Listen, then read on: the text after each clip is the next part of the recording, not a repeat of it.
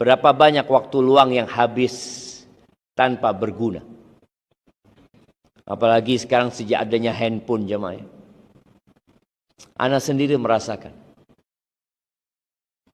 Hampir tiap hari kita bertobat kepada Allah Azza wa Jalla. Kadangkala ana pegang handphone. Kalau sudah pegang handphone, nonton IG atau yang lainnya, itu berarti kita punya waktu luang. Waktu kita kosong. Kita sedang nggak ada kerjaan. Kita bisa memilih kita mau baca Quran. Kita bisa memilih kita berzikir. Kita bisa memilih kita beristighfar. Kita bisa memilih berwudu kemudian sholat. Banyak sekali kebaikan-kebaikan yang bisa kita lakukan dengan waktu luang itu. Kemudian Anda buka. Ya mungkin kajian. Mungkin hal-hal yang bermanfaat. Atau hal-hal yang lucu. Terus ya mah. Tahu-tahu setengah jam. Loh. Setengah jam. Seharusnya 1 juz Al-Quran bisa kita selesaikan. Seharusnya kalau kita istighfar mungkin sudah 200 kali kita istighfar. Tapi habis ya. Disinilah orang ketika malas dia akan kehilangan nikmat. Makanya tadi pada hari kiamat semuanya menyesal. Yang soleh pun menyesal. Kok nggak aku tambah kebaikan itu? Karena banyak manusia merasa sudah dipuas dengan yang paling minim. Gunakan semua sarana yang boleh untuk berdakwah. Anda lihat Masya Allah, teman-teman nih yang punya usaha, terkadang ambisinya duniawi. Dunia ini akan kamu tinggalkan cepat atau lambat. Kakekmu sudah mati, orang-orang besar sudah mati. Engkau mau cari itu juga. Cobalah logikanya dipakai. Kita cari yang lebih besar dari itu. Silahkan kau bekerja, cari dunia. Tapi ambisinya buat akhir. Kita punya restoran nobar, nonton kajian. Yang mungkin naksi online, dia pasang kajian Ustaz. Anda pernah sampaikan seorang supir taksi di Eropa sana yang dia setel surat Maryam pada waktu itu. Ternyata yang naik ini perempuan Arab Nasrani dari Libanon. Ketika dia sampai kepada firman Allah, takadus samawati wal ardu yatafattarna minhu wa takhirrul jibalu hadda an da'u lirrahmani walada wa ma yanbaghi lirrahmani an yattakhidha walada. Ketika perempuan ini mendengarkan itu, hampir saja langit itu terpecah, bumi ini pecah jamaah,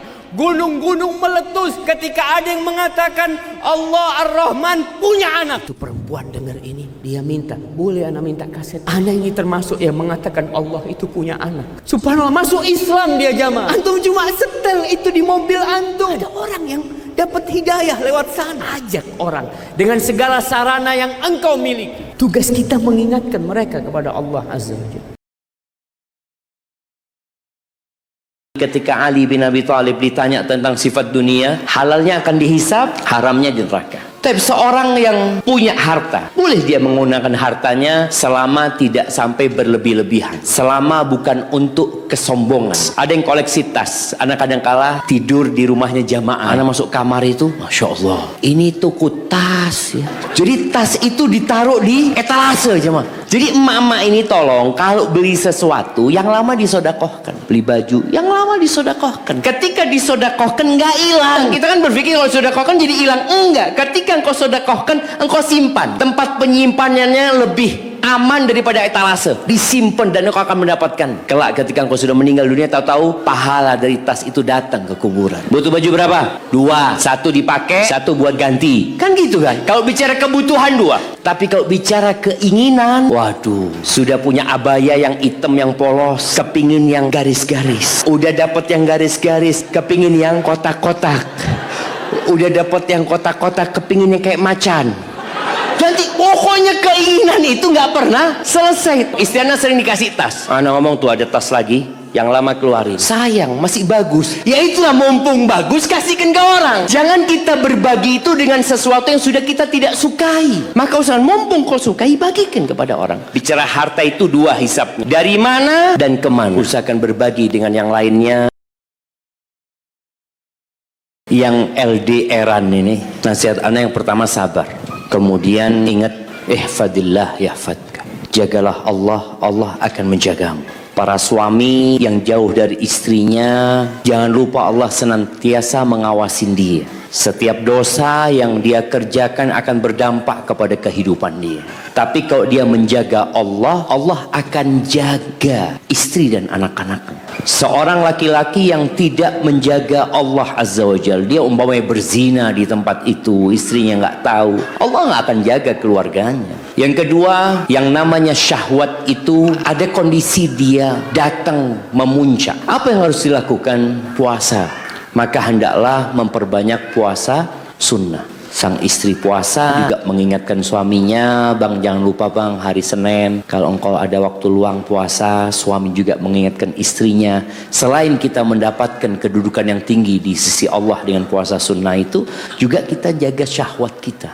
Kemudian watawasau bil haq, saling memberikan nasihat.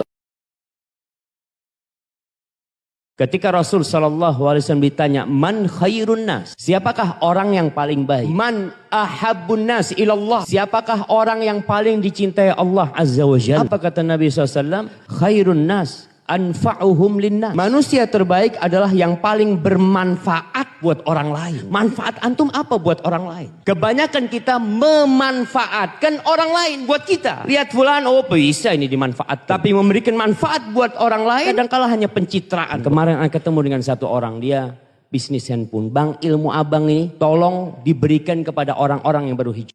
Jangan siap sana akan dampingin dia sampai berhasil. Itu yang diperlukan jam. Al-mu'akhah kalau dulu memang dijadikan saudara sama Nabi SAW yang awalnya saling mewarisi. Sebelum turun ayat tentang warisan itu, antum bisa lihat apa yang dilakukan para sahabat. Apa yang dikatakan Sa'ad bin Rabi kepada Abdurrahman bin Auf. Dibawa pulang nih Abdurrahman bin Auf. Dikatakan, ya Abdurrahman, ini aku termasuk orang Ansor yang paling banyak hartanya. Aku punya kebun luas separuhnya buat engkau. Aku punya 2 istri. Lihat jemaah. Dia ingin memberikan manfaat buat saudara. Engkau lihat mana yang lebih engkau sukai. Saat tidak mengatakan aku akan nikahkan kau, aku akan carikan istri buat engkau. Bukan, dia katakan aku punya 2 istri. Engkau lihat mana yang lebih engkau sukai. Aku ceraikan dia, kau tunggu masa idahnya kau nikahin. Adakah orang seperti itu sekarang jemaah? Kok istrinya, istri orang diambil. Na'udzubillah min dzalik. Jadilah orang yang memang menginginkan kebaikan buat orang lain, bukan memanfaatkan orang.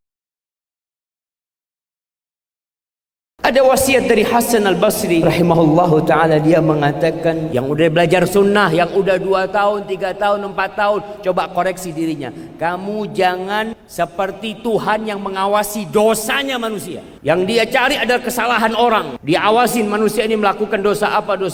Tapi yang harus kalian lakukan, gimana kalian melihat kepada dosa kalian. Kalian hamba yang banyak berbuat dosa. Manusia itu 2 macam. Yang satu mu'afan, yang kedua mubtala. Yang satu mu'afan, alhamdulillah, diselamatkan dari dosa. Yang kedua, kalau kita melihat saudara kita berbuat dosa, seharusnya kita kasihan. Kesian kita sama dia. Bukan malah meledek dia, memaki dia, memperolok-olok dia. Lah. Tapi antum kasihan sama dia. Farhamu ahlal bala. Kasihanilah orang-orang yang kena bala. Bukan rumahnya yang hancur, bukan usahanya yang terbakar, tapi imannya yang hangus. Kita perlu kasihan sama orang-orang itu.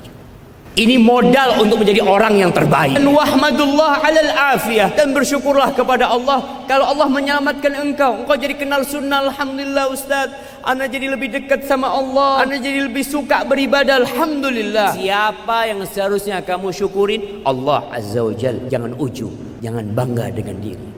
Dan nasihat ana khusus buat akhwat.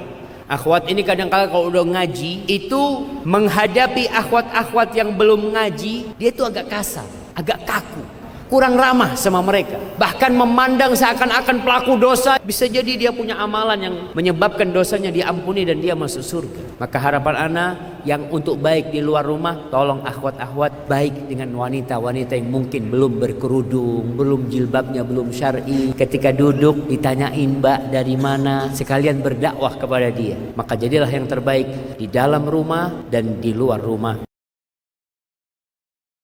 Abu Darda yang mengatakan kepada istrinya, idza ghatibtu faraddini.